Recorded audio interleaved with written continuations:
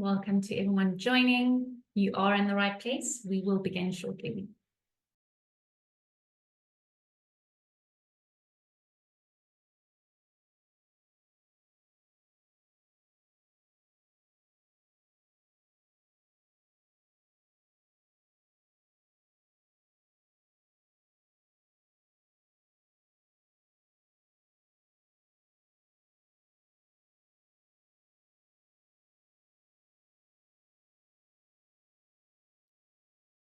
Welcome again to Innovative Synergies, Navigating Corporate Challenges in South Africa's Evolving Market Landscape. This webinar is brought to you by Delta Innovate, an innovation partner for future-thinking companies.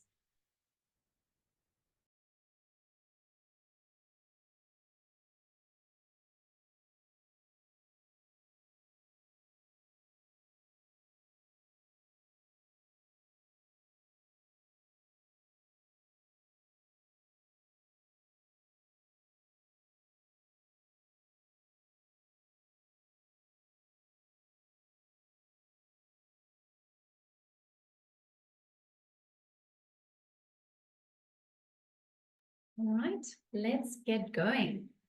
This is our fourth chat in the Innovators Forum series, focusing on elevating customer value propositions. If you've missed the last discussion, don't worry about it. We'll send a link to you over an email, or you can have a look at Delta Innovate's website. I am Marnay de Klerk, Head of Innovation at Delta Innovate. My team and I create new value propositions with a focus on user-centric design and promoting collaboration and empathy. I'll introduce our panelists before diving into questions. We've also included some questions submitted by you before the webinar, so keep an eye out for those. After we've covered the questions, we'll shift to a more relaxed discussion. Feel free to use the Q&A feature to ask any questions that may arise during the course of this discussion. Once we get to that section, we'll address the Q&As. Tonight's panel we have a wonderful panel lined up for you guys, and it includes of three really exceptional people, and I'm sure we will be able to learn a lot and gain a lot of value from the discussions that's going to happen straight after. First up, we have Chris Brochhausen, founder and CEO of Strove. Next up, we have Nande Nkoloba, corporate innovation expert. And last but not least, we have Savan Lapidus, Senior Design Director for Digital Banking at ABSA. You'll receive all of their LinkedIn profiles, information, company links, and all other relevant information in the resource pack that we'll send after the webinar. Let's get started. First of all, I would like to introduce Chris. Chris combines health and tech to boost workplace and athletic well-being as Strove CEO. A sponsored athlete and visionary, he uses tech to improve health. Chris also influences as a leader of tomorrow at the St. Gallen Symposium and invests in tech innovations through augmented technologies. Welcome to the panel, Chris. We look forward to learning from you. Chris, could you share how health tech innovation at Strove is enhancing employee well-being and corporate productivity, both locally and worldwide? Sure. So I guess maybe just to start off with, I can probably just paint a picture of what the landscape sort of, I guess, used to look like from a well-being perspective prior to COVID, and then what it looks like in the post-COVID world, because they are they are very different. So I guess prior to COVID, the employee wellbeing landscape for the most part was largely dominated by these what they call employee assistance programs. So typically what they are is they're offered by larger incumbent companies where they focus predominantly on assisting employees in times of crisis. So a lot of the time the products that are on offer are, it could be like a mental health counseling hotline as as one option that employees have, one product that employees have access to. So by nature, those products are obviously, while they're super important, they're very sort of reactive in nature, and they're used at a very specific point in time. Fast forward, like, to 2021, 2022, it's sort of more of a post-COVID world. I think companies, as a result of COVID, realized the importance of making sure that their employees were proactively taking care of their health and well-being on a daily basis. And as a result, companies started looking for solutions that they could put in place to essentially help employees with this well-being challenge, essentially. So from a product perspective, the demand shifted slightly from companies just looking to implement an employee assistance program to how do we offer something that is a bit more lifestyle and well-being oriented, where the products themselves are products that employees come back to and use on a daily basis, with the end goal of ultimately helping them create positive and healthy lifestyle habits that they sustain over a period of time. So, without obviously trying to plug Strove too much in this conversation, that's essentially where we come in, where we are a little bit more on the lifestyle and well-being side versus, more on the reactive side. And I think while obviously having, those employee assistance programs or those more reactive solutions in place, while that is super important, because it does provide employees with an additional level of support that they will need, particularly in a time of crisis. Ideally, what you want to be doing as a company is offering something to your employees that incentivizes and motivates them to take care of their physical and mental health on a daily basis, and in a sustainable way over a period of time. And what that ultimately leads to is, you're going to have a healthier and happier workforce, who are going to be more productive at work. They're going to feel more fulfilled, and as a company, you're going to be able to both hire and retain people a little bit easier. So that's essentially where we are positioning ourselves, and I think that's where a lot of companies, particularly in the health and well-being space, are sort of trending towards. And like I said, companies are, they're demanding not just a product to be used in a time of crisis, but rather something that is a bit more, like I said, sort of lifestyle and well-being oriented. So then I guess in terms of how that impacts corporate productivity and just general employee well-being. So, I mean, like I said, if you can offer your employees a platform that they can use and they're excited to come back to on a daily basis and educates them around health and well-being, and like I said, sort of incentivizes and motivates them to be more physically active, I think it's a much better and more effective solution to have in place. And I think it also helps create this culture of well-being internally, which particularly in a post-COVID world is becoming increasingly more important for companies to make sure that they have in place.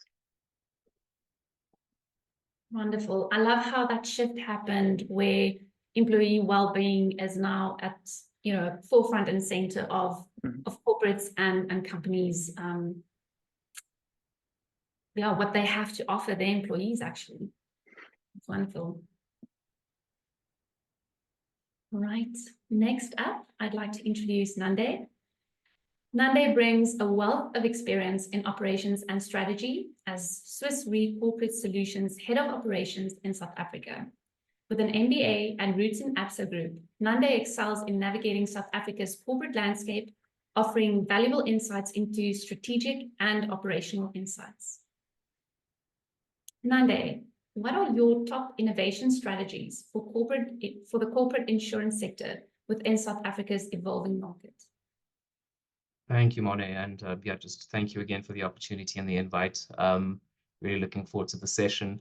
So I think to respond to that, I've taken a bit of an approach that looks first at the sort of outward focus, so looking at the ways that companies can sort of partner with industry professionals and industry subject matter experts to make sure that they're sort of extracting the necessary value.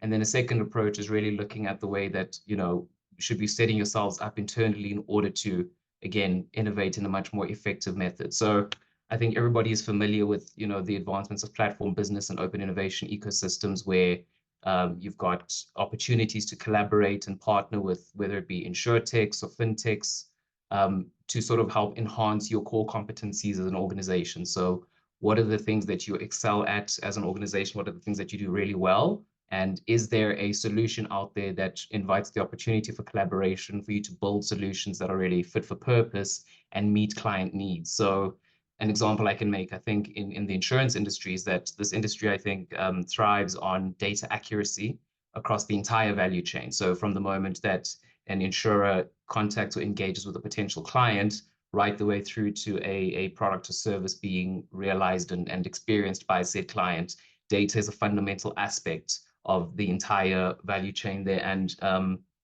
one of the things that you could potentially do in this space is finding ways to remove or reduce the friction that is involved in firstly collating and sort of gathering information and data and finding useful insights from said data. I think that really produces a major benefit. So if there are insurtechs or fintechs that at their core are really, really data-driven and data strong, that becomes an opportunity to collaborate with these parties in the industry. So that's really an outward-facing innovation approach. And I think internally, this one is a little bit more interesting because it sort of reintroduces this fail fast and this sort of try, learn, repeat methodology of trying to build solutions. And what that looks like in this sector is really partnering across, again, this value chain. So who are the subject matter experts at every single step of the process? And is there a way to build this cross-functional team of people and sort of have them be call it the deployed team that goes out and tries something in the market,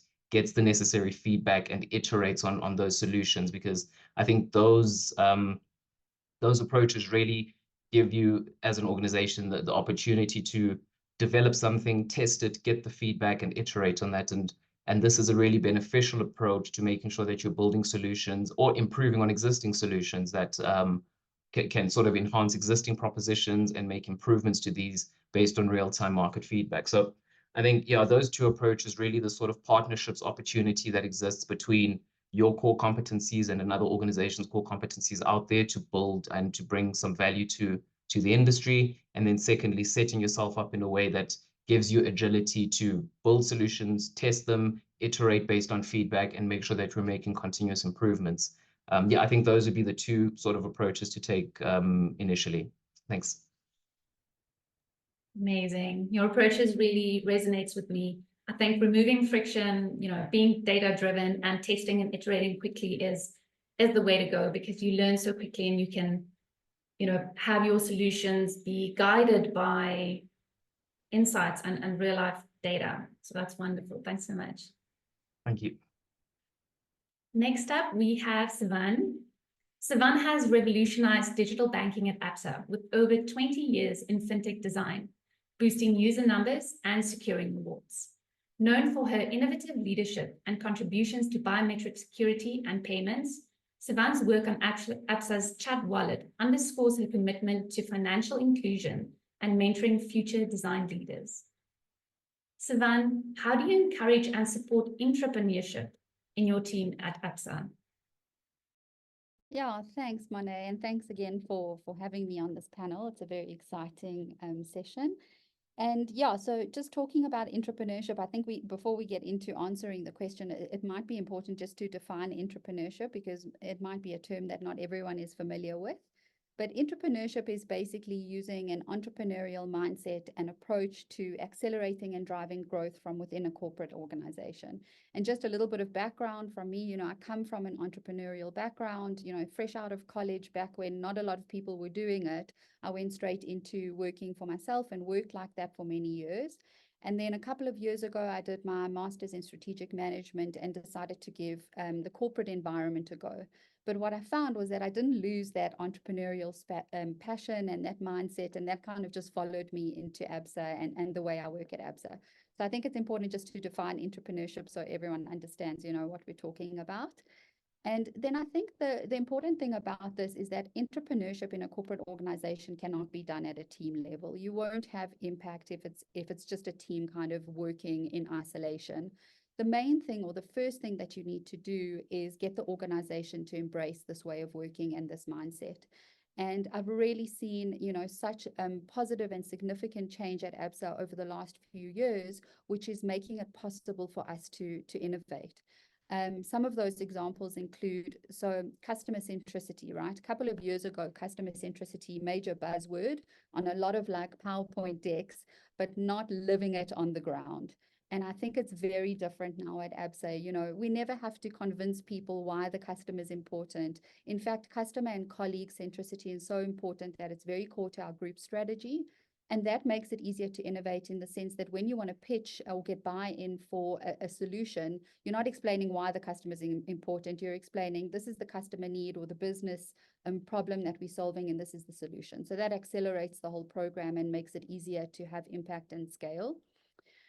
The second thing is that you need to get your executive leadership to embrace innovation and a new way of problem solving. And I've really seen that at ABSA, and it's just making it like just awesome to work in an environment like this. One of the things that we're seeing, for example, is that there's tons of hackathons. Back in the day, maybe when Nande was working at ABSA Group, we had tech hackathons only, tech hackathons were the thing.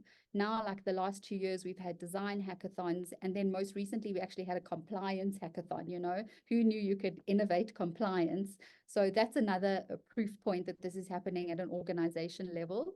And then the last thing is investment in innovation, right? So actions speak louder than words. Money speaks louder than both of those things.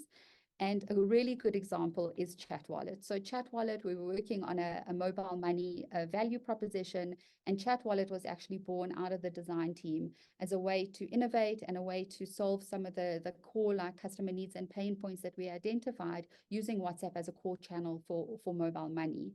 And we created a rapid prototype, and we took that prototype to executive leadership who saw potential in it, really felt that it solved for the core business problem and customer problem that we were solving for, and invested money behind it. And a couple of weeks ago, we actually launched Chat Wallet. And the cool thing about that is that it makes people excited. It makes people inspired and motivated and want to be part of this way of thinking. They see that there's like a light at the end of the tunnel. So that's organization-wide, some of the things that I'm seeing to drive entrepreneurship. And then just at a team level, I think the most important thing that we're doing with our teams and our individuals is building resilience and creating an environment of psychological safety. If you don't have those things, right, if you don't have an environment where you feel like you can pitch ideas that, all big new ideas are seemingly crazy in the beginning, you have to create that environment where people feel safe to pitch ideas like that. And we build a lot of that resilience through processes of regular feedback. So in design office, our ways of work, we have one-on-ones, a lot of one-on-ones. We call them coffee chats. Alex calls them coffee chats. So there's a lot of one-on-one coaching. So that creates like a really small, safe environment to talk about ideas. And then you've got peer reviews where our teams will get together and give each other feedback. Then we've got our design forum, design feedback, and stakeholder and executive feedback. And slowly what we're doing is we're flexing that feedback muscle so that our teams and our individuals become more resilient and feel, empowered and more brave to pitch those seemingly crazy ideas. So yeah, those are just some of the things we're doing at ABSA. Amazing. It sounds like you guys are really encouraging entrepreneurship, which is really, really amazing. And also the customer centricity that you have, the maturity there seems really high, which is very promising. Yeah, for sure. Amazing. All right. Let's move over to some practical advice. Chris, could you share a success story where health tech made a big difference in a corporate setting? Sure, happy to do so. So I think one that comes to mind is we started work, and again, I don't mean to plug Strovia too much, so apologies, but I'm just going to use this as an example because it is top of mind.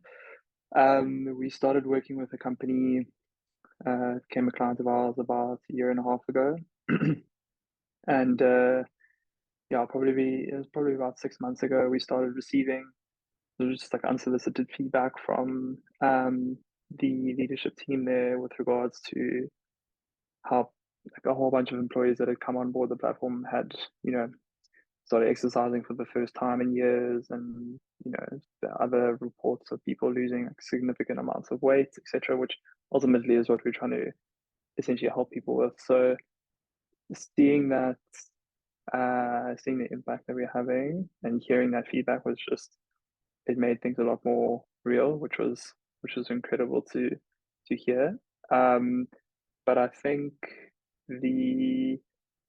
what essentially spun off of that, what I think is even more exciting is the fact that those particular people who had made like sort of this fundamental change in their life from a health and well-being perspective then became sort of champions for our product internally within that company. And because of this shift that they had undergone, or this change that they had undergone, and the positive impact that it had on their life, they felt that, if they could get more people on the same wavelength as them, that it would, benefit them equally as much. So essentially they became champions internally, and then, sort of started motivating their colleagues to get on board and start taking care of their physical and mental health. To the point now where, this company has, and these champions set up like an internal company running club. As an example, now there's like a whole running community within the business, and there's now this culture of health and well-being that's been, I guess sort of been quite deeply implemented throughout the org, which I think for both the people that are currently working in the company as well as people that potentially want to work at that business.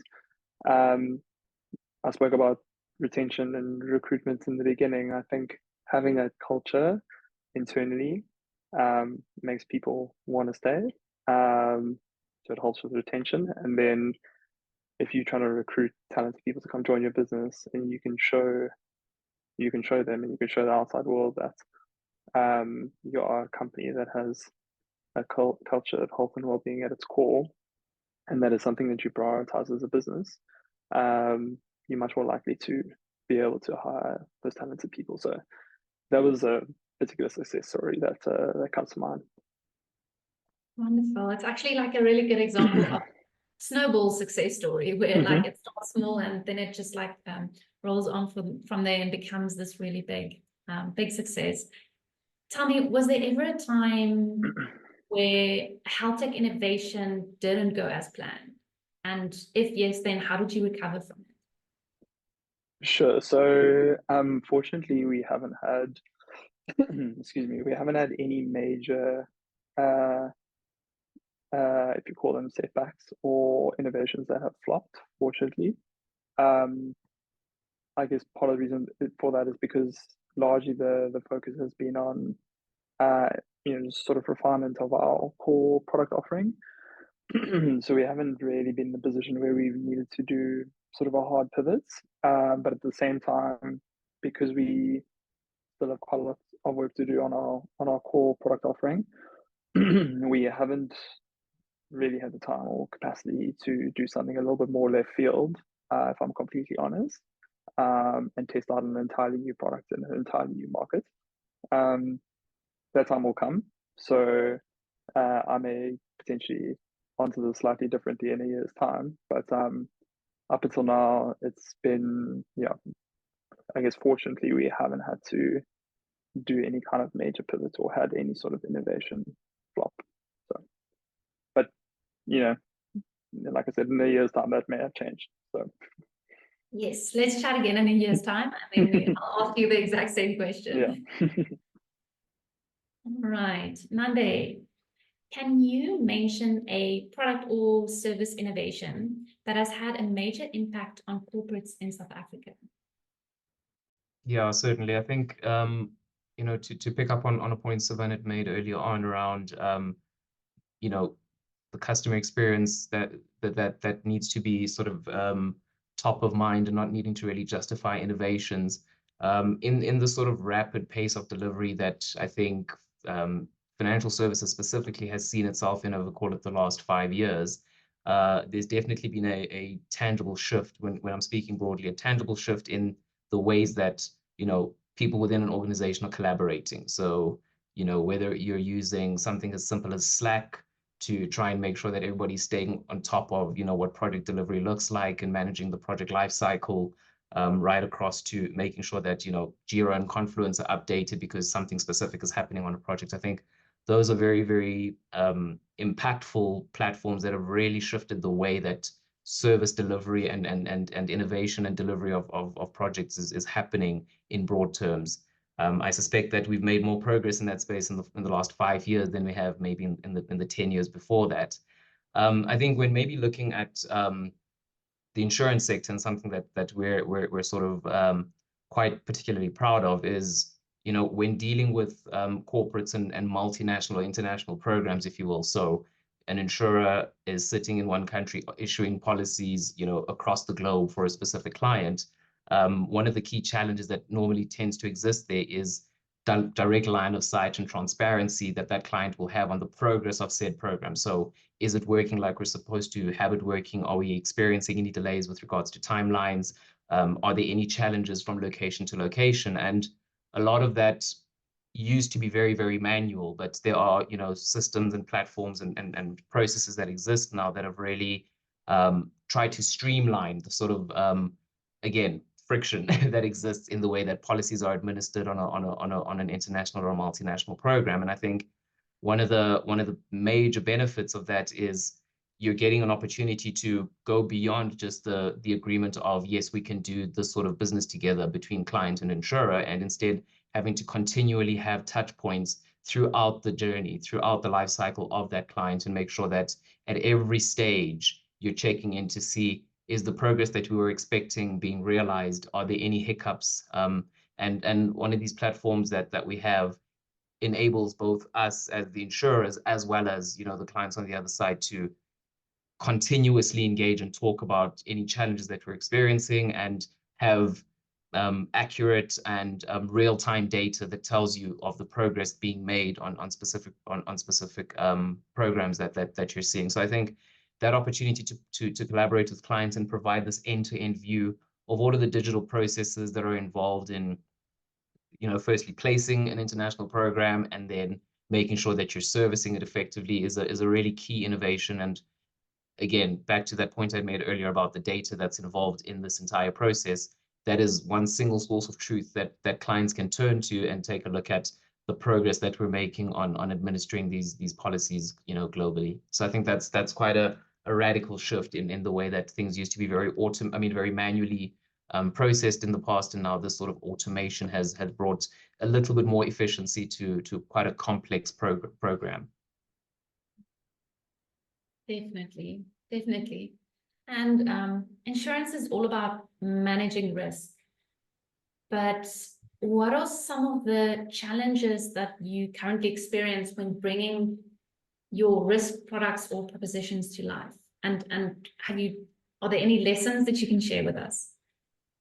Yeah, sure. I think a key term that I've gotten very familiar with is this term around colleague experience, because I think there's a very specific part that exists between the Venn diagram of always innovating and making sure you're ahead of the curve and the customer experience that's linked to that. I imagine that in some instances, we're assuming that an innovation is addressing a customer need, which it may be, but something that is equally of great importance is the colleague experience or the user experience on the other side of said innovation. So how is a product being orchestrated by, said proposition developer? So one of the key things that I think we tend to do in the space is very much design for what, the happy path or the straight through process or the end-to-end process might look like, not really considering what some of the, call it, outliers may be, or the exceptions to the process. And what we tend to find is, building patches and building all sorts of catch-alls to try and,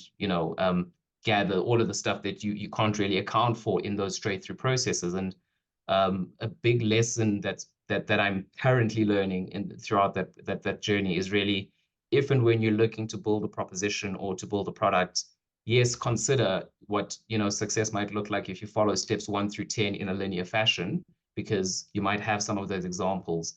But of equal importance is consider what those exceptions may look like throughout the process, and how best are you equipping yourself as an organization to make sure that you're catching those those exceptions and still giving the customer a very smooth experience when they're interacting with your business, with your service, with your product.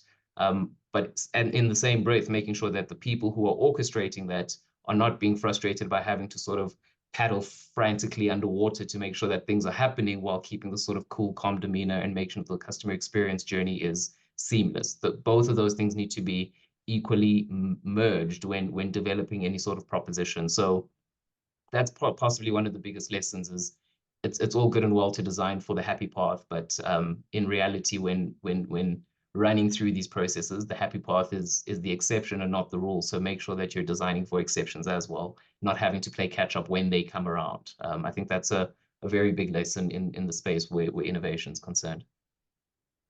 Completely agree with you. And I guess it touches on something you said earlier as well, where you put something out there and you gather data and you learn from it. And one of those things would be everything outside of that happy path, that golden path. And yeah, making sure that you service those areas and those outliers as well.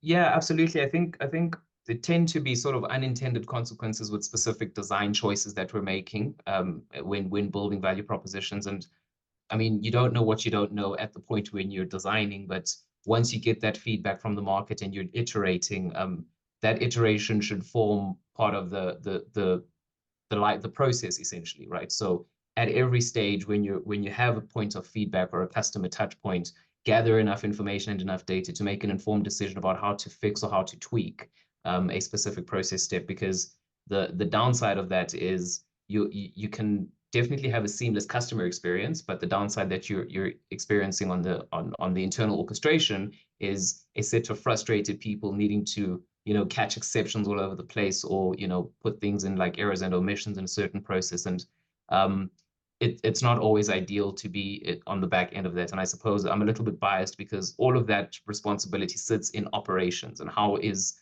the orchestration taking place from a tech platform, or how is the orchestration happening from a service design perspective? And if you don't have clarity on what those catch-alls need to be, it really becomes a job of sort of chasing the innovation, and while your competitors are moving ahead of you in the market. So that's definitely something to keep top of mind as and when value propositions are being put together. Completely agree with you. And while we're on the topic of challenges, Sivan, could you describe a design challenge that pushed your team's creative limits and how you overcame it? Yeah, so I definitely can, but I think before we get onto that, I just want to add a thought to what Nande is saying. Our Chief Digital Officer says to us, we've got 10 million retail customers. So when you succeed in an organization like ABSA, you succeed at scale. You succeed with 10 million customers and it feels amazing. But if 30% of those customers hit a negative flow, that's 3 million customers. So you also fail at scale, and I think it's really true, the point you're making about the not so happy flows and how important they are. And also, another thing that we're doing at ABSA is we've got lots of design teams doing customer experience, but we have equally as many doing colleague experience at the moment, so it really is, it's about human-centered, whether that human is the customer or the colleague. So yeah, I think that's a nice point, Nandi. I just wanted to add that on. But yeah, so okay, design challenge. I think we have design challenges pretty much every day at ABSA. Like I have a very long list of things I could discuss with you, but I'm going to try to find the best kind of example. The one thing I want to point out is that with innovation in a corporate organization, 9 times out of 10, it's not the coolest, most creative, most cutting edge, design award-winning sexy idea. Like that happens few and far between. It really is about finding a simple, elegant solution to a very real problem that's going to have impact and be effective in the way it solves that problem. So a good example is ABSA ID. You mentioned this biometric work that I've done. We started on ABSA ID, which is our biometric security program or product, a couple of years ago. And when we started on the project, we realized quite quickly that we actually had no idea what we were solving for. Like we didn't understand the problem at all. And the Einstein saying, if you've got an hour to find a solution, spend 55 minutes on the problem. I'm a big fan of that one. I find that whenever like the team hits a design challenge, we don't know what to do, we don't know how to go forward, you have to just stop and say, like, do we actually know what it is we're solving for? And let's go back into the problem and deep dive. So on the security, the biometric security thing, we went and we did like a deep dive analysis on what was the state of play, you know, where were we at? We found that we have 5 core banking channels. We basically had 25 to 27 different ways to do identity verification and authentication, which amounted to about 130 different possible combinations. And guess whose problem that was? As you're saying, Nande, colleague experience, our poor frontline staff. They had to remember all those different ways to do identity verification and authentication. What we also found through study is that we had 70% of our digitally registered customers that were locked out of their online banking or their banking apps because they couldn't remember their credentials and didn't have time to go to branch. So it became very clear that the problem that we were solving was that we had to simplify that complexity like a hell of a lot. We had to create consistency across our experiences and across our channels for both colleague and customer. And we had to reduce the reliance on human intervention. It was just too much for, you know, our colleagues on top of everything else they had to do. So to cut a long story short, we went through the process of ideation, and in the end, ABSA ID is basically a world-class biometric capability. But the beauty is actually a very simple process innovation. And if I told you what it was, I'd probably have to kill you. So I can't for security purposes. But it's a very simple process innovation that was actually very effective. And the outcome is that, you know, we've reduced that call center and branch traffic by about 70%. We have a significant reduction in customers that are not digitally active because they're digitally active now because they can get into their accounts, because they can reset their credentials quite easily. And lastly, we did some calculations and we actually worked out that the time that we saved for our colleagues was equivalent to 12 years, like years of time. So yeah, so I think that the bottom line is, like, if you have a crazy design challenge, you don't know how to get past it, go back to the problem, deep dive into the problem, be very clear what it is you're solving for. And remember that it's not always about the coolest, most cutting edge idea. Sometimes it's a very simple optimization, process innovation, enhancement that's going to kind of unlock the right solution. Cool. Amazing. It sounds like a big challenge with beautiful results. Saving 12 years, that is quite something. Yeah, we're really proud of that one. Amazing. All right, let's look into the future a little bit. Chris, what are the upcoming health tech trends that South African corporates should keep an eye on? Sure. So I'd say there's 2 that are top of mind at the moment. I think the first one would definitely be the fact that there is this trend towards consolidation of both physical and mental health platforms. I think up until recently, particularly as a larger corporate, a lot of the time, in order to execute on your employee well-being strategy, you often need to have sort of multiple different products that you're making available to your team. So you might have some sort of mental health platform, you might have an employee assistance program in place, you might have some platform that you use to run like an exercise challenge as an example. So what often ended up happening was companies had 4 or 5 different products in place or platforms in place that never really spoke to one another. So there was a sort of disjointed and fragmented experience at the employee level because they were having to navigate through a whole bunch of different products. And then at an employer level, you never really got sort of this comprehensive overview of health and well-being within your company, because all these platforms, like the data system, they sit in silos, and like I said, they don't really speak to each other. So there's definitely a trend towards consolidation, and I think it's like that in a few different industries as well, where there's so many different software tools and platforms that you can use to, everything from like productivity to, social media marketing automation software. So this is like a variety of things. So I think a lot of businesses are looking for ways in which they can reduce the amount of tooling that they use internally and that trend applies, I think, in the health and wellbeing space. So companies are looking for something that they can offer to their team, where it's a single platform that covers like the broad spectrum of what they would need from a physical and mental health perspective. So I'd say that's probably one of them. And then I'd say the second is specifically in the health and wellbeing space. I would say, kind of to the point I mentioned earlier around the fact that, particularly in like this post-COVID world, companies are looking for solutions that are a little bit more lifestyle well-being oriented versus, like your traditional employee assistance program, which is a little bit more sort of reactive in nature and crisis oriented. I sort of mentioned the reasons for that a little earlier, but I definitely think companies are leaning more towards, and particularly going forward, they are leaning more towards those kind of products, because generally they are more engaging. Like typically the digital experience is a little bit better. It's a product that employees use a lot more frequently, if not on a daily basis. And it's the kinds of products that also appeal a lot more to a younger audience. So I think companies are generally trending towards looking for more solutions like that versus, your standard sort of employee assistance programs.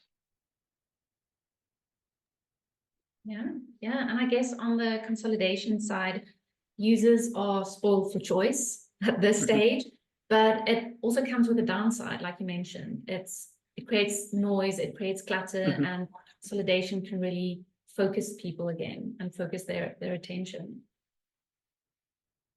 So, all right, Nande, can you tell us, how can insurance products help corporates navigate the risks linked with innovation? Sure, certainly. I think, so maybe to start, I suppose the primary goal for insurance is to provide resilience, right, to clients, and make sure that, we're allowing corporates to sort of cultivate this culture of innovation within their own organizations. And again, I keep harping on this sort of aspect around data and making sure that, anything that's got to do with risks that are associated with innovation is well understood.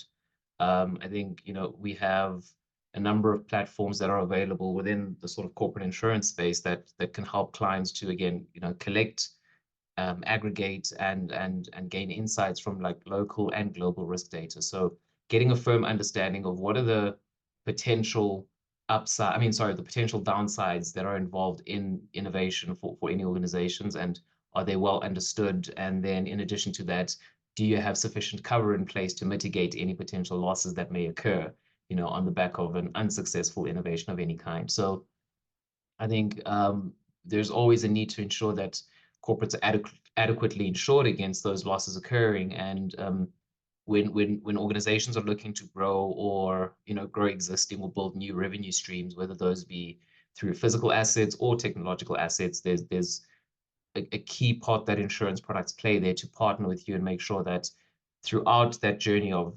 exploring new markets or exploring new innovations within your space, you've got a risk partner that's going to walk that journey with you and make sure you've got adequate cover should something occur. We live in a very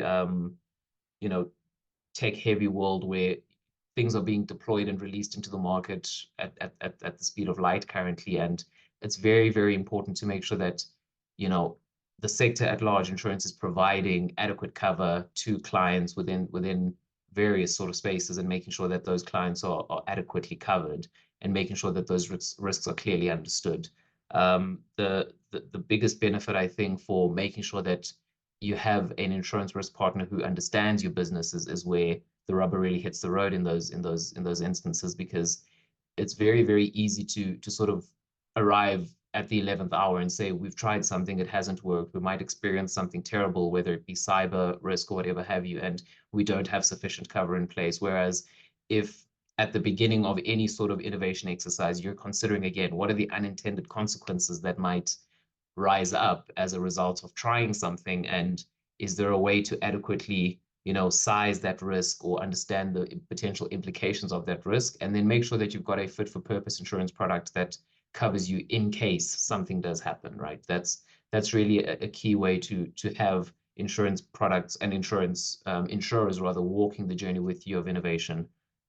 You see this playing out, for instance, in expansions that corporates are making, whether it be expanding into new markets overseas and looking at supply chain risks and making sure that you're adequately insured against weather events, something as simple as that, and the impact that might have on supply chains and the downsides of not having adequate cover in that space, right the way through to building a new product in the tech space, deploying it and making sure that should something occur, a cyber attack of some sort, you've got adequate cover in that space too. So yeah, I'll reiterate, making sure that you understand the implications of any innovation and you've got the adequate kind of cover in place to make sure that you're well covered should anything arise, is really a fundamentally important place that insurers can definitely partner with clients and corporates to make sure that if something goes wrong, you have somebody you can depend on to cover you. Yeah. Okay, great. Sounds good. Savan, how can South African firms remain agile and spot market opportunities without losing sight of their long-term goals? Yeah, so I think, we know that the market is changing at a rapid pace, and there's certain factors that are always going to be at play. They've been there for a while and they're not going anywhere. There's economic pressure, our customers are feeling it, our businesses are feeling it. There's political, pressure in South Africa, in the world. And then, as Nante mentioned, there's these technological advances where exponential tech is just expanding at the most insanely rapid pace. So we know those things are at play, and those should automatically be baked into your long-term strategy and your long-term objectives. So, from an ABSA perspective, we had our group strategy, our current strategy, defined in 2018. And our group CEO, Ari, is very much a fan of work the plan. We are working the plan day in and day out. Everyone knows what the vision is. We know what the objectives are. But it's not so rigid in the sense that it defines our actual detailed deliveries. It still allows, that flexibility within the broader context of what it is that we want to achieve as an organization. So some of the things that we're doing, for example, now, we've implemented what's called a SAFE methodology, and SAFE in itself has pros and cons. So I'm not going to get too much into the SAFE debate. Some people love it, some people hate it. But what's nice about SAFE is that it allows us to do proper quarterly planning, which means that, every quarter you're getting together and you're looking at what are you going to be delivering in that quarter. And that allows you that level of flexibility that if there is a new customer need that you really want to solve, or an opportunity that you want to jump on, or, some customer complaints that you need to tackle, it allows you that agility that you can do that, quite swiftly, but always keeping in mind that long-term vision, those key goals that the organization has. And I think the last point to make is, Nanda also mentioned it around the track, measure, and adapt, building that culture of iteration. It's quite difficult in a corporate organization, a complex corporate organization, where you don't have the speed of execution that a startup would have, to have iteration really built into your ways of work. But at least have the mindset and slowly start to, I spoke about resilience, flex the iteration muscle, And I think that as ABSA, we're getting a lot better at that, doing optimizations and enhancements, and, continually wanting to improve our existing products as well as create new ones. So I think altogether that kind of comes together and enables us to adapt according to the market, but without losing sight of our goals. Amazing. And it's also interesting that contrast between, corporate company and or speed compared to a startup speed, and how you kind of want to utilize the benefits of both, because both have pros and cons. So it's about finding that balance as well. Well, that's also about the partnerships, and we were talking about, how do you go outward for your innovation? Sometimes it does make sense to create those partnerships so that you can get that speed of execution, but sometimes it doesn't. Yes, completely agree. Right, let's move over to our Q&As. So from the audience, we have received quite a few questions before the webinar as well, so we can jump swiftly into those. First up, what skills do you see becoming essential for South Africa's corporate workforce, and how is your team preparing for this? So I'm happy to jump in. I think the first one that we've spoken about is resilience, right? So let me first say that, like, actual craft skills, like core skills, is a given. You have to have a growth mindset in this day and age. You know, gone is the 50-year career. If I look back in my own career, like every 5 years, I'm kind of shifting and evolving. So you have to have a growth mindset when it comes to your core skill. But more than that, I think the real opportunity for the workforce in terms of, you know, demand for skills is actually around soft skills. And some of those soft skills that I find particularly useful in order to have success in your organization and your career is resilience, as we spoke about. Resilience for me is about being able to adapt to and absorb change with a level of comfort that enables you to keep moving forward. So we know that not everyone loves change. In fact, you know, very few people actually love change, and you're not expected to love change, but you're expected to be okay with it and to be able to keep moving forward without kind of falling off the wagon. And I think that's what resilience is, and you build resilience through many different ways.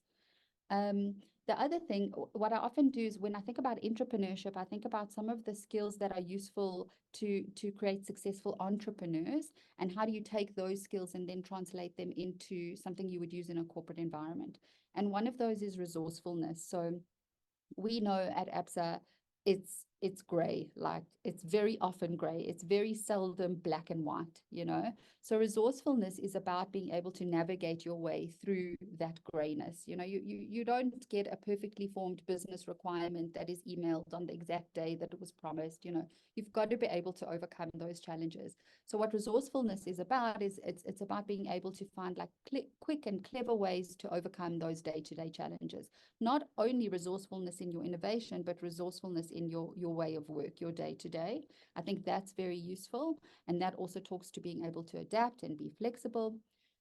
And then I think the last thing, and I don't know if this is actually defined as a soft skill, but it's pretty important if you want to work in the corporate innovation space, is mindset.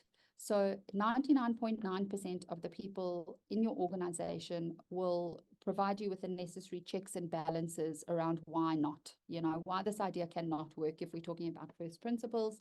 And you need to be the what if person. So what it really is, it's just about like seeing, you know, seeing solutions where other people see problems, seeing potential where other people see limitations. And I think building that abundance mindset, optimistic mindset is a very useful, important skill, not just for your career, but actually for life right now. There's so many things that can get us down, you know, we've got to try and see some of the positive. So yeah, those are a few of the skills that I can identify, and how we working with our team to build those skills. As I said, you know, we've got the regular feedback, the psychological safety to build resilience. Resourcefulness is like, you know, baptism by fire, like day to day, you got to figure it out and find your way forward.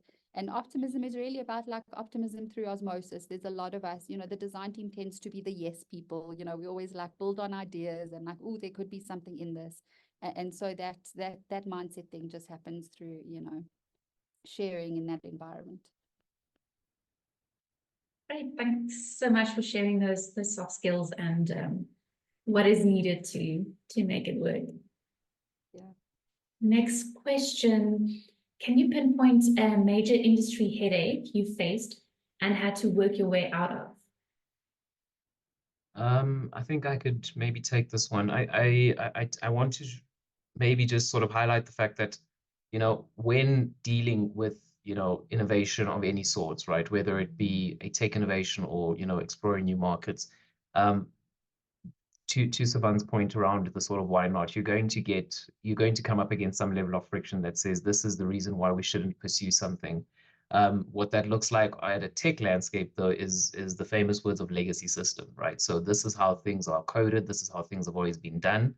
And the real headache that exists there is, you know, not being able to move as quickly as you want in order to deploy something. And the point that I'd open up with at the top around partnerships and finding out what is your core skill as an organization. So what are the core things that you're brilliant at, and who out there in the industry, whether it be a fintech, an insurtech, an organic business of any kind, complements those core competencies to bring some value to the market, is a surefire way to sort of get around this sort of legacy that tends to hamper the speed of delivery that exists within corporates. I think we've seen a radical shift in this space when you look at things as simple as sort of CRM platforms, right?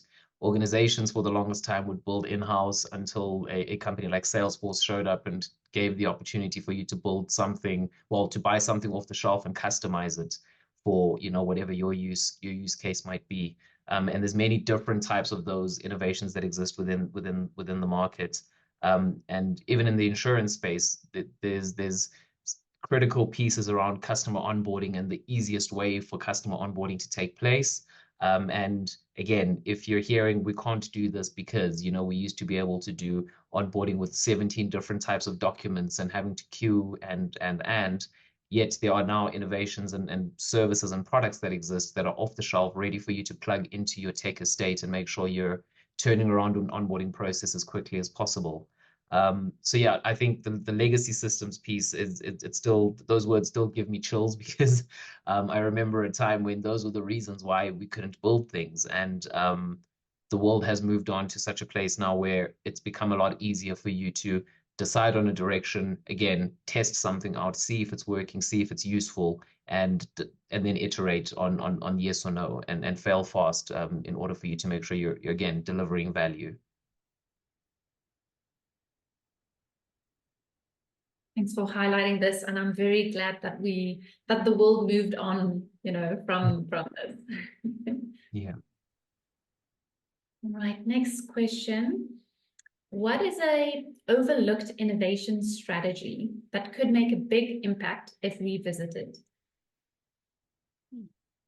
Sure, I'm happy to jump in.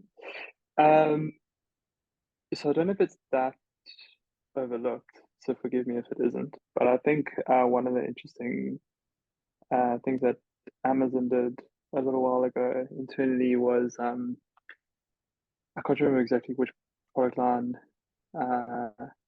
it was in, or which product line they were trying to disrupt.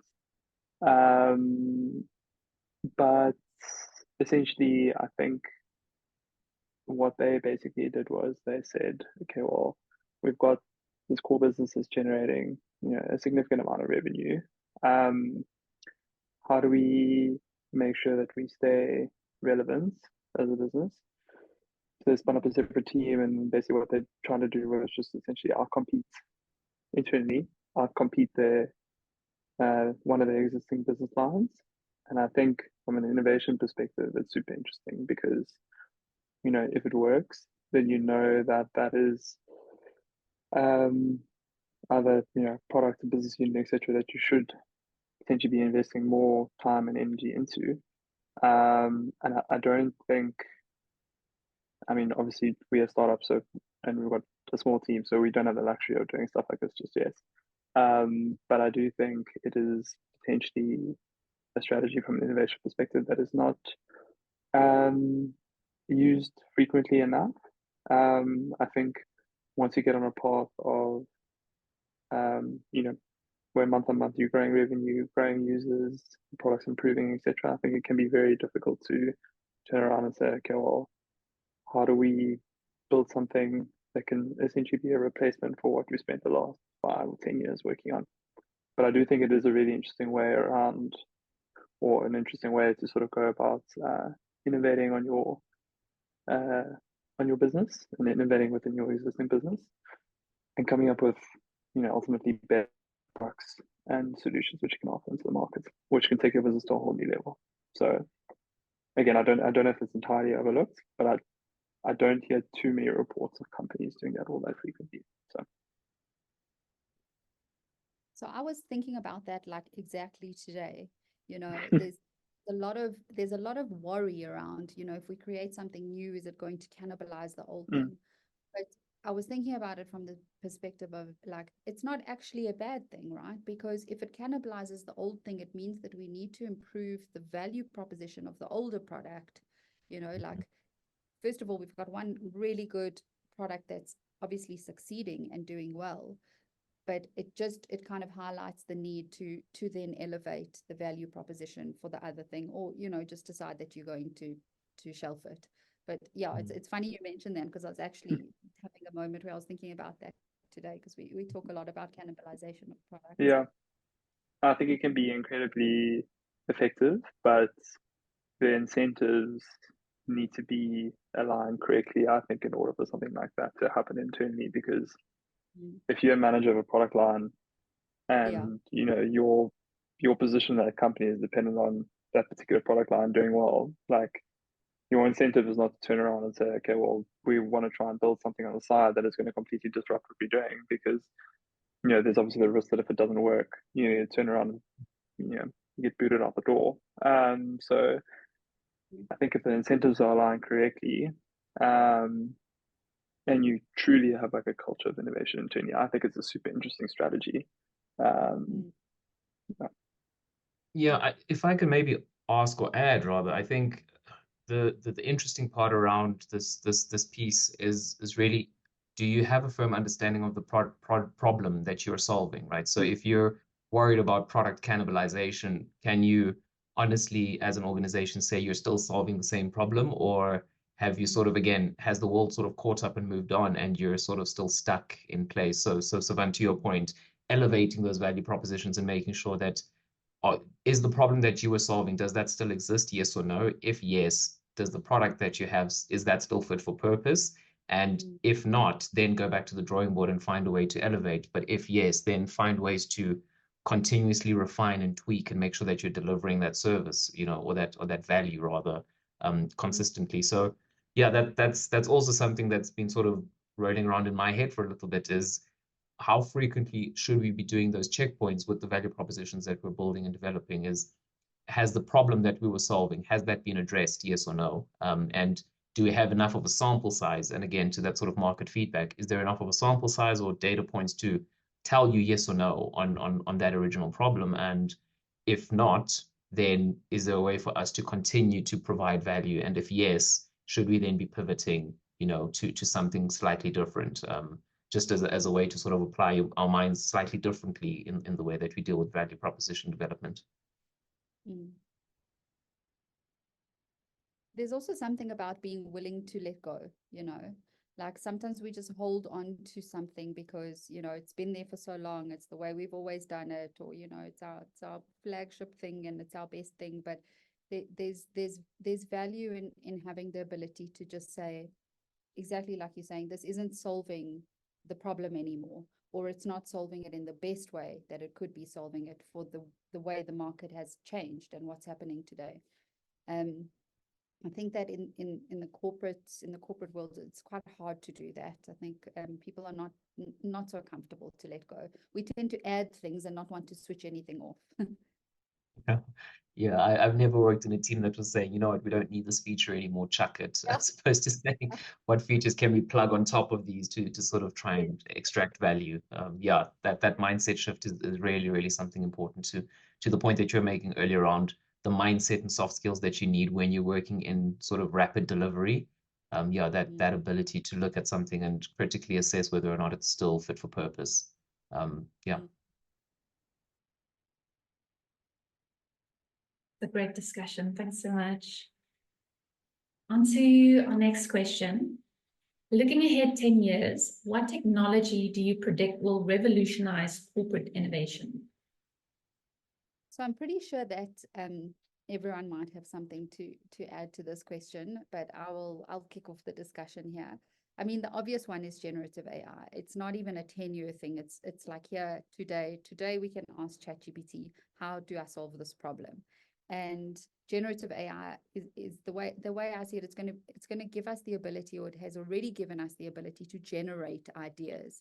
So the thing we need to be thinking about is then how are we going to add value as human beings? And where I don't see generative AI going in the next 10 years, and maybe I'm completely wrong, and, you know, like, you're going to have to ask Chris that question again next year. You're going to have to come back to me in 10 years and ask me this question. But I'm not sure if generative AI is going to be able to do all the critical thinking around product market fit. It's going to be able to take this thing into the market and test it with real humans and get feedback. It's going to be able to lead the delivery process and execute. So I think that those are places that as humans, we're still going to be able to add value. But in terms of idea generation, I can see that like rapidly, you know, disrupting how we do things today. And then, you know, just in financial services, open banking is going to be a big thing. It is already, I think, for a lot of corporate organizations or incumbents, it's very uncomfortable to think about open banking, but it's coming whether we like it or not. And that's going to force us as innovators to be like super on top of our game, like the most on top we've ever been. So those are two things I can think of, but I'm sure that, you know, I'm sure the other panelists might even have some other ideas there. Not to put anyone on the spot if you don't have ideas.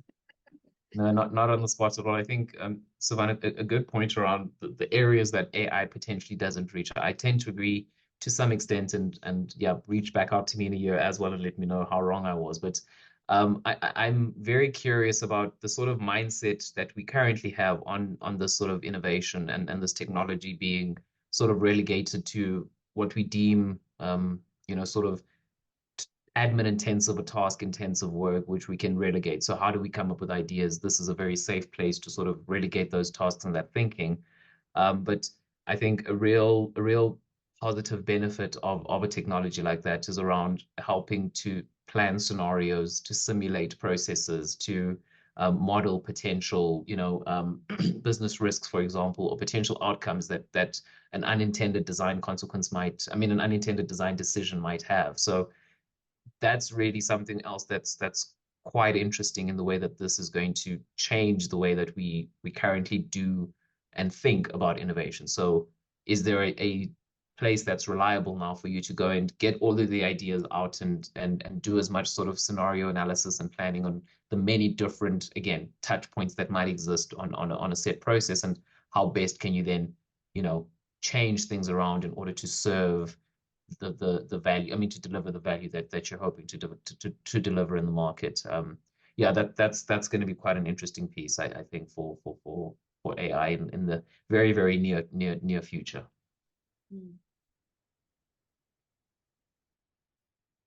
I think I'll just echo what Sivan and Nande, what you guys said. I think definitely the discovery piece, sort of at the front end of corporate innovation, I think with respect to AI and the impact that it can have there, I think it's going to be super interesting.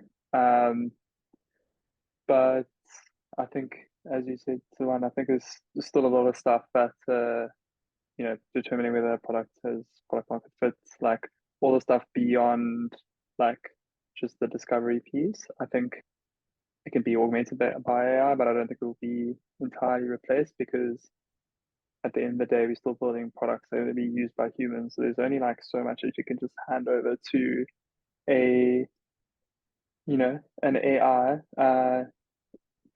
You know, ultimately these, yeah, like I said, these products are going to be used by humans. So there always needs to be a human in the loop at some point, particularly as you go further down the spectrum, you know, post the discovery phase. So, but I do definitely think that front end, like scenario mapping, market analysis, you know, actually like figuring out potentially like what product to build in the first place.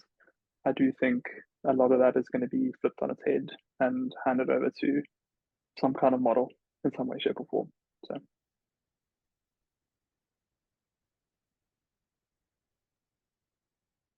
Yeah.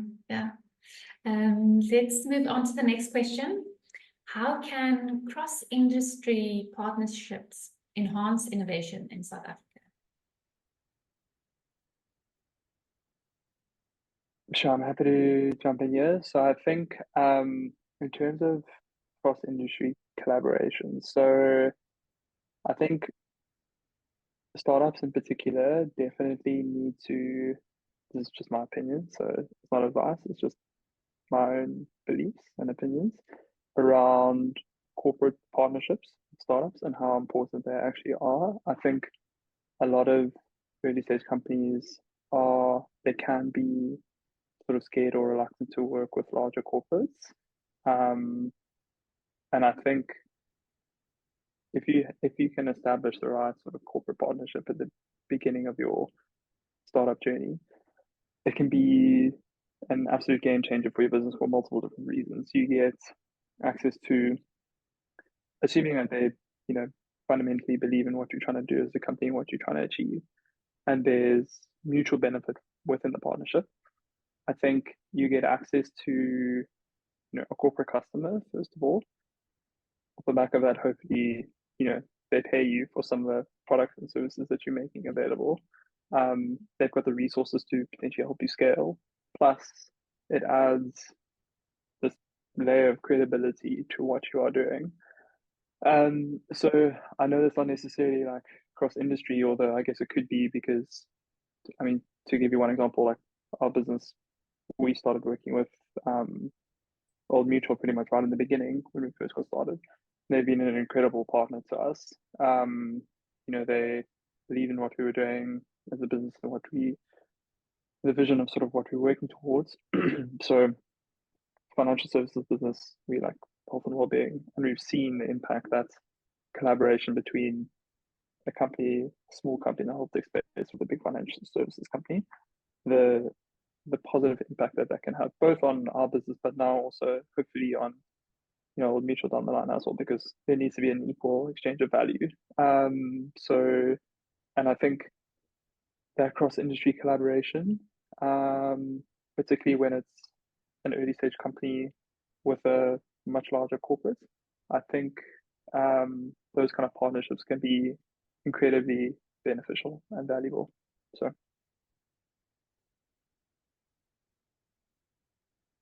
Amazing, thank you. Next up, how do you envision the future of corporate innovation in South Africa? And what tactics should firms adopt to remain competitive? Maybe to start this one off, this is a little bit like sort of throwing a dart at the board and hoping to hit something, right? So I think, if we're looking into the crystal ball, I think, Sivan, you've mentioned AI is the thing that's sort of on the horizon and is going to dictate. I think the adoption of that technology is going to dictate success or failure within the marketplace not even over the next 10 years. I'm thinking, over the next 2, 3, or 4. But I think a point that we've already made around, using this technology to try and speed up the pace of delivery is going to be quite important. But I think something I've already mentioned around aiding in sort of scenario analysis and scenario planning and modeling and trying to identify potential business risks is a very, very big benefit that this will have. Another point, Sivan, I think you'd made at the top is around sort of proactive investment in innovative technologies. And this has to filter from senior leadership and exco all the way down to the everyman doing, a version of busy work at their laptop, and making sure that everybody sort of understands the age that we're in now. Technology is developing at such a rapid pace that it has to be a partner in the way that we do work. It's as simple as that. I think a second item to perhaps add, though, is around the topic around core competencies. So what is the thing that you do well, right? And do you understand that? And is there a way for you to continue to focus your resources and efforts on that as an organization? I think it's become increasingly attractive to try and be the be all and end all to every potential customer in the market. And I suspect, and again, call me in a year, but I suspect that we're moving to a place where we're going to have a lot more niche focus as businesses. And I think that's where the real value lies. Not trying to make sure that you're offering every single thing to every single person in the potential customer base, but that you've rather chiseled out a portion of the addressable market for yourself, by leveraging the strength that you have as an organization and making sure that those are the things you're focusing on and investing in. I think there's definite value in having focus and identifying how to cultivate new markets and maybe grow existing markets within the niche, as opposed to, again, trying to sort of say, let's build this feature and see who we're going to catch with it, and let's build that and that and the other. Focus on what is it that you do well. Can you do it in a more sort of efficient way? And is there a way for you to chisel out an even bigger market with that specific focus? Yeah, I think that's an interesting place to sort of start the discussion.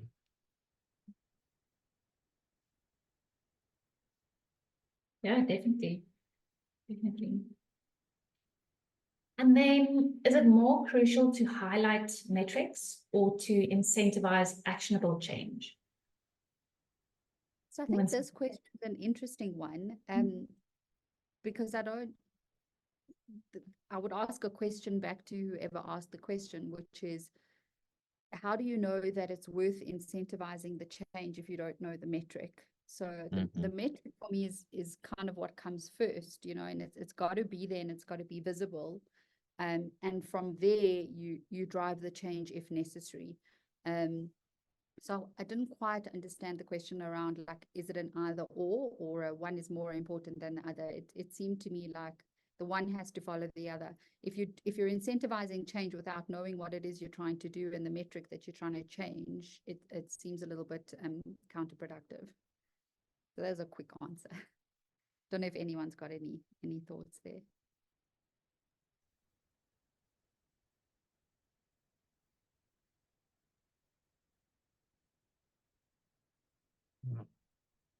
Right. All right. On to the next question. What are the main hurdles and prospects for corporate innovation in the current South African economic climate?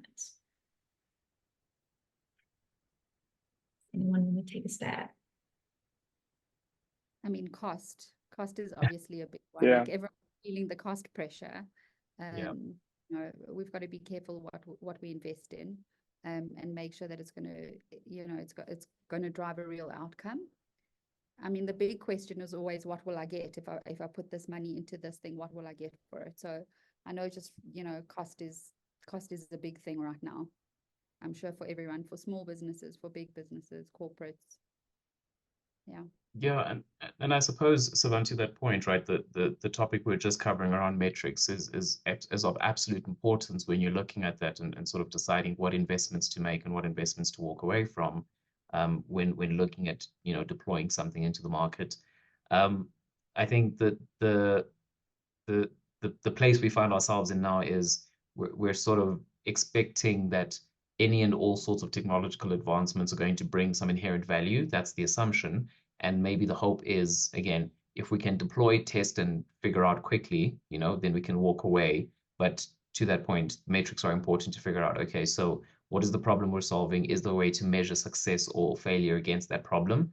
And again, what is the threshold that we're willing to make an investment up until before we have to decide to sort of cut our losses and move on to something else? And yeah, I sound like a bit of a broken record, I suppose, when I say that's why it's important to know what it is you're good at and what it is you do well, so that you don't find yourself trying every single thing and, yeah, throwing good money after bad and hoping for something that will or won't take.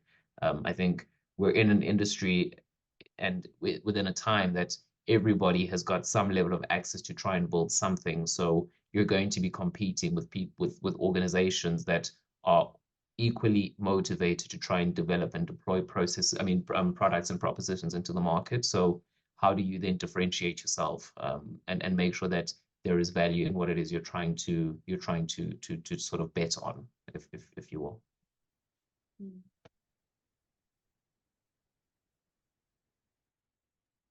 Right, I see we just received a question from the audience as well. When validating new ideas, it's easy to give up or stop if something doesn't immediately yield positive results. How do you navigate these potential false negatives so that you don't miss an opportunity? Do you mind repeating the question? I just wanted to hear the beginning again. Sure thing, sure thing. When validating new ideas, it's easy to give up or stop if something doesn't immediately yield positive results. How do you navigate these potential false negatives so that you don't miss an opportunity?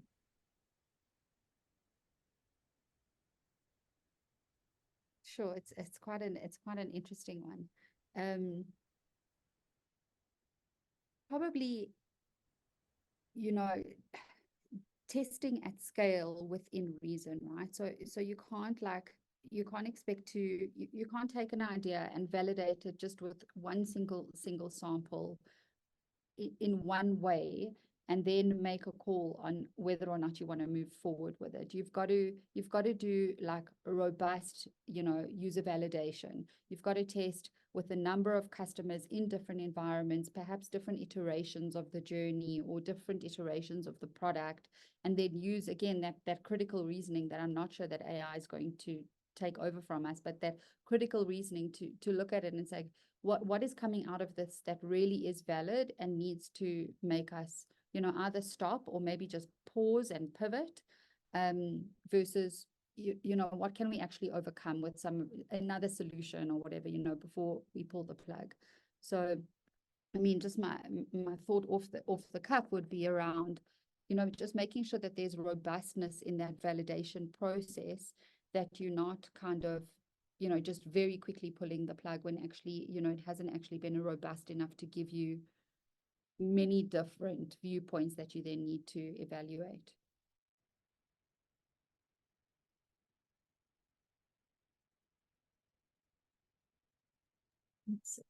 Awesome. Thanks so much for answering. And then I believe we have one more question. What strategic frameworks or collaborative models can effectively leverage Africa's diverse cultural, economic, and technological landscapes to foster sustainable innovation ecosystems for inclusive growth and address the continent's unique challenges? It's a big one. I can repeat if you guys want me to. Please do. I have some thoughts, but please do. All right. What strategic frameworks or collaborative models can effectively leverage Africa's diverse cultural, economic, and technological landscapes to foster sustainable innovation ecosystems for inclusive growth and address the continent's unique challenges? Chris, I don't know if you want to go first, and then I'll jump in after that. Strategic frameworks.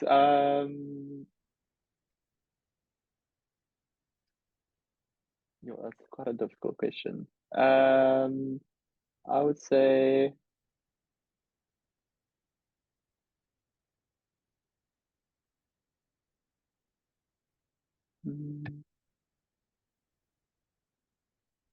I mean, when you're looking at I guess the challenges that we face on the African continent, I mean, they are far and wide.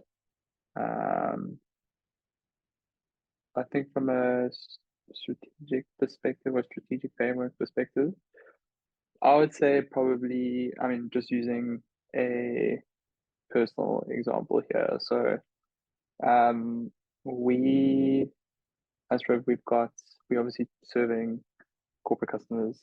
Those corporate customers of ours have employees that are varying demographics. They've got, varying income levels. As a result, they fall into various different LSM groups.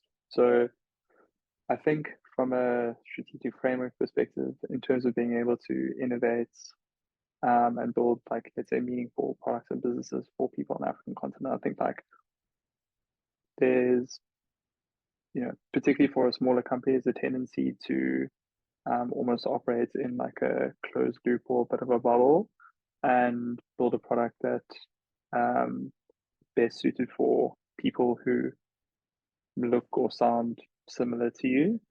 So I think there definitely needs to be, as a framework, more emphasis placed on making sure that whatever products you're building, particularly if you're going after a wider audience on the African continent, that you are constantly thinking about those people that maybe don't necessarily look and sound like you do, to make sure that you do actually build a product that can speak in a meaningful way to a much broader audience, particularly on African continents, given how diverse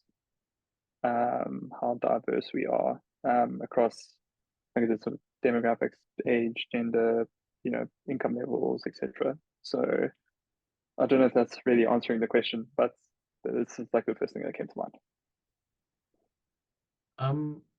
Chris, I think maybe to add to that very, very briefly, you know, we're to your point, we're sort of faced with challenges that are far and wide, and there's also an opportunity here to really lean into potential partnerships, right?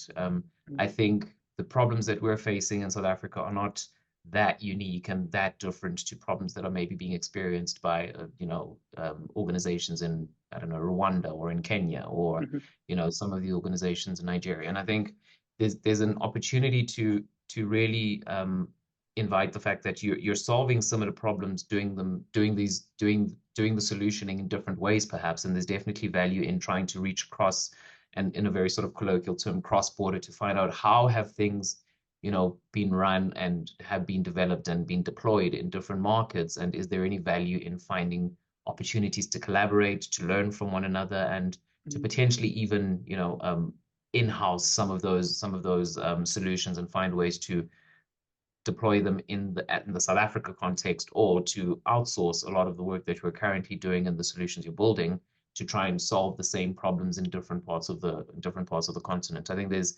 definite value in, to your point, not being in the sort of closed loop mindset that says I've found a way to build something and I've deployed it and I've got good success, and if there is an opportunity to expand, cool, we'll think about it, you know, second half, but rather, is there anywhere else in the world anywhere else on the continent that this problem might exist? Is there a way for me to test? And is there a potential partner in the region who might be doing something similar? And is there a way for us to potentially collaborate and bring those solutions together? I think, yeah, at a macro level, that's definitely something of value to make sure that, again, you're not sort of tunnel visioned and trying to solve your problem for your market and leave it at that, especially when we're not too dissimilar on the continent. There are definite differences, don't get me wrong, but I think in general there might be some, and I don't enjoy the word synergies, but there might be some opportunities to sort of partner up across the continent and find ways to deploy some solutions in different markets. I want to add just one thing onto that. So, I mean, we do a lot of testing in design office. You know, our squads are testing, at least a few squads is testing something every week, and we're very lucky in the sense that we have those partnerships with you know, recruiters who will go and recruit participants who would reflect the demographic or the group that we would want to test with. So user testing with a diverse sample is absolutely critical and part of our ways of work. But the other thing is also diversity within our team, diversity and inclusivity within our team, and not just in design office. So we're a really big fan of, I think, Nande, you touched on it, you know, kind of multidisciplinary, multi-skilled, multicultural teams, so that you create these teams that are building products with very diverse viewpoints. So, you know, it's not just lots of people like Sivan or lots of people like Nande or lots of people like Chris, etc., creating these products. I think that is also a very important way to build that kind of sustainability and you know, relevance and resonance with the people you're solving for.